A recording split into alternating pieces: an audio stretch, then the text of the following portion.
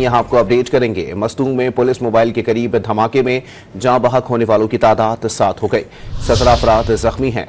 बम motorcycle में नस्ब था जिसे धमाके से तबाह किया गया। मजीद जानते हैं डॉन न्यूज़ के नुमाइंदे अब्दुल्ला जहरी से। अब्दुल्ला, बताइएगा मजीद जख्मियों की हालत कैसी बताई जाती है? जी बिल्कुल, इस वक्त भी 6 जख्मियों की हालत तशवीशनाक बताई जा रही है, जिन्हें तिब्बी इमदाद फराम की जा रही है। कमिश्नर कला डिवीजन के मुताबिक तमाम जो 6 जख्मी हैं उनको क्वेटा रेफर किया जाएगा। अब तक मजमूई तौर पर इस धमाके में 7 अफराद जाँ बहक हो चुके हैं, जिनमें एक राहगीर और एक पुलिस एहलकार समेत 5 स्कूल के बच्चे शामिल है, जबकि 17 अफराद जिन्हें तिब्बी इमदाद दी जा रही है।